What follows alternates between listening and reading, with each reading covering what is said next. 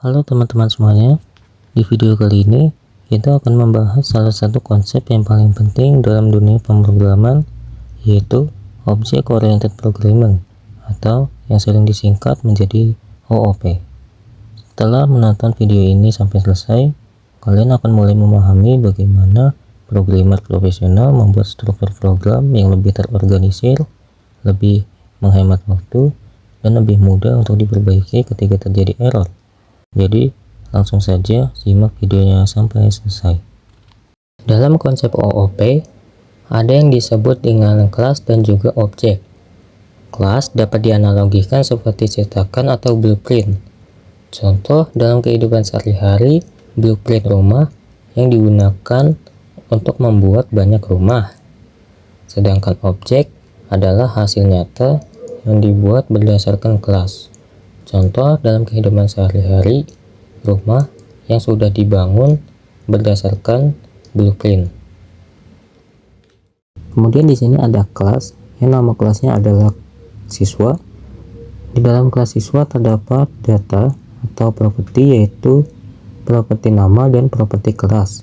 Kemudian kelas siswa ini juga dapat memiliki tindakan atau metode, yaitu belajar, yang dapat menghasilkan output sedang belajar. Kemudian untuk membuat objek, kita dapat menampungnya di sebuah wadah atau yang disebut dengan variabel. Nama variabel di sini yaitu siswa1, kemudian diikuti dengan keyword new, kemudian nama kelas yang ingin kita jadikan objek. Nama kelas yang ingin kita jadikan objek yaitu kelas siswa. Nah, proses untuk membuat objek disebut dengan instansiasi. Berikutnya ada konstruktor. Apa itu konstruktor? Konstruktor adalah metode khusus dalam sebuah kelas yang otomatis dijalankan saat objek dibuat. Konstruktor biasanya digunakan untuk memberikan nilai awal atau inisialisasi pada properti suatu objek. Apa itu fungsi konstruktor? Konstruktor ini digunakan untuk mengisi nilai awal sebuah objek, menghemat penulisan kode, dan memastikan setiap objek memiliki data yang diperlukan saat dibuat. Contohnya dalam kehidupan sehari-hari adalah, bayangkan ketika kamu membeli sebuah mobil baru. Saat mobil keluar dari pabrik, mobil tersebut sudah memiliki merek, warna, dan tahun produksi.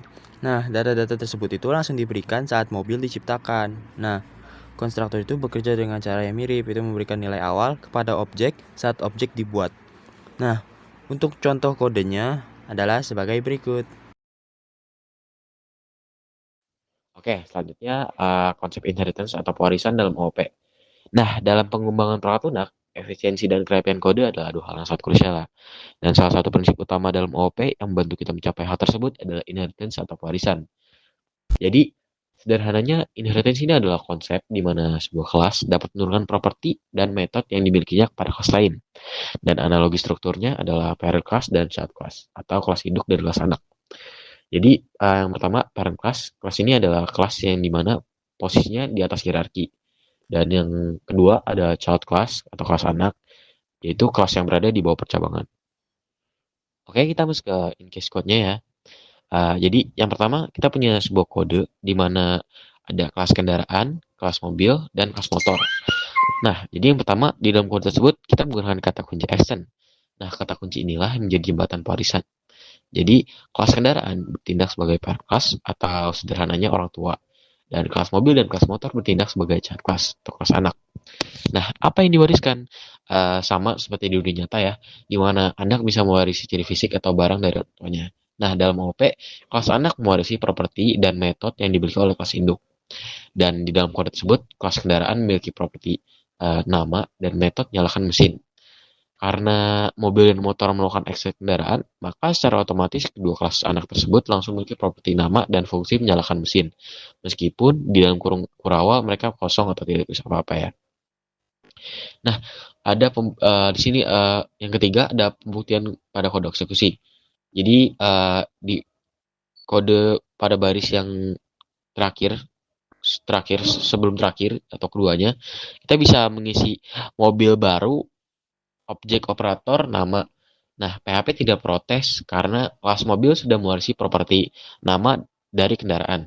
Dan pada baris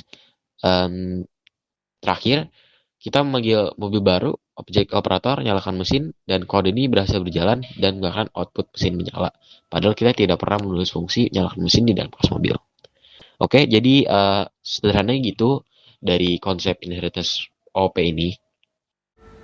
Polymorphism dalam OOP atau Object Oriented Programming adalah konsep yang memungkinkan metode memiliki banyak bentuk perilaku tergantung pada objek yang menggunakannya. Kata polymorphism berasal dari bahasa Yunani. Poly artinya banyak dan morphism artinya bentuk. Jadi secara harfiah artinya banyak bentuk. Misalnya ada perintah bersuara pada beberapa hewan, kayak kucing mengeong, anjing menggonggong, ayam berkokok.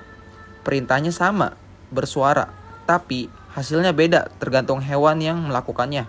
Itulah ide utama polymorphism. Polymorphism membuat program lebih fleksibel, lebih mudah dikembangkan, mengurangi kode-kode yang berulang, dan memudahkan penambahan jenis objek baru tanpa banyak mengubah kode lama. Secara umum, ada dua jenis polymorphism. Pertama, compile time. Ditentukan saat program dikompilasi dan biasanya lewat method overloading. Kedua, run time. Ditentukan saat program berjalan, biasanya lewat method overriding pada kelas turunan. Polymorphism adalah kemampuan objek yang beda-beda untuk merespon perintah yang sama dengan cara yang beda-beda sesuai karakteristiknya masing-masing. Konsep ini salah satu pilar utama OOP. Ini merupakan salah satu contoh kodenya. Mari kita bahas satu persatu. Yang pertama, membuat kelas induk atau parent class. Kelas hewan, membuat kelas bernama hewan. Public function bersuara dalam kurung, membuat metode atau fungsi dalam kelas. Echo, hewan bersuara. Menampilkan teks, hewan bersuara. Kelas ini jadi parent class yang akan diwarisi oleh kelas lain. Yang kedua, membuat kelas kucing. Kodenya sebagai berikut. Extends hewan. Kucing mewarisi semua atribut dan metode dari kelas hewan. Metode bersuara dalam kurung dibuat ulang.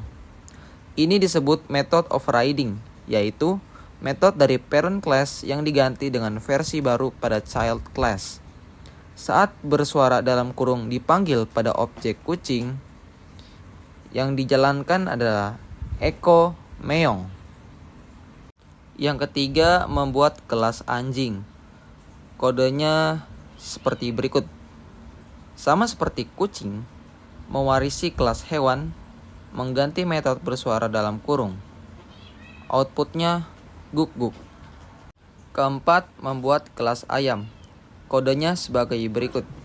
Sama seperti penjelasan kucing dan anjing, cuman bedanya outputnya kukuruyuk. Kelima, membuat objek. Ini kodenya. Kata kunci new digunakan untuk membuat objek. Kali ini saya bakal menjelaskan tentang properti dan metode. Properti atau ciri atau atribut. Nah, properti adalah apa yang dimiliki oleh benda tersebut. Sederhananya, kayak karakteristik atau status fisik yang melekat pada objek atau bendanya. Nah, kalau kita analogiin itu, kayak kita melihat mobil. Propertinya adalah warna, merek, jumlah roda, dan bahan bakar. Nah, contoh kode atau codingannya itu kita pakai public, dolar, warna, titik koma. Nah, kalau buat merek, public, dolar, merek, titik koma. Begitu yang lainnya. Nah, kita lanjut ke metode. Metode aksi atau perilaku. Nah, metode adalah apa yang bisa dilakukan oleh benda tersebut. Sederhananya, kayak fungsi, tindakan, atau kemampuan yang bisa dijalankan atau dilakukan. Nah, kita analogiin. Nah, karena kita tadi mengambil contoh mobil. Mobil bisa ngapain aja sih? Pasti bisa maju, mundur, ngerem, atau klakson. Nah, codingan yang kita pakai itu public function maju kurung kurawal. Selanjutnya ada encapsulation. Encapsulation adalah konsep untuk melindungi data agar tidak bisa diakses atau diubah sembarangan dari luar kelas. Nah, misalnya kita punya data nilai siswa. Kita tentu tidak ingin ada orang yang mengubah nilainya menjadi angka yang tidak valid, seperti nilai negatif. Karena itu, data biasanya dibuat privat agar tidak bisa diakses secara langsung. Untuk mengubah data, kita menggunakan setter. Setter berfungsi untuk memeriksa atau memvalidasi data terlebih dahulu sebelum disimpan. Sedangkan untuk mengambil data, kita menggunakan getter yang berfungsi memberikan akses baca terhadap data tersebut. Dengan adanya getter dan setter, data menjadi lebih aman, terkontrol, dan program menjadi lebih mudah untuk dikelola. Nah, sekarang kita lihat contoh kodenya. Pada kelas siswa, terdapat variabel nilai yang dibuat privat sehingga tidak bisa diakses langsung dari luar kelas. Kemudian terdapat metode set nilai sebagai setter. Nah, metode ini digunakan untuk mengisi nilai dan melakukan validasi agar nilai yang dimasukkan tidak kurang dari 0. Lalu ada metode get nilai sebagai getter yang digunakan untuk mengambil nilai yang sudah tersimpan. Jadi, setiap perubahan data harus melewati setter terlebih dahulu, sedangkan untuk membaca data menggunakan getter. Dengan cara ini, keamanan dan konsistensi data dapat tetap terjaga.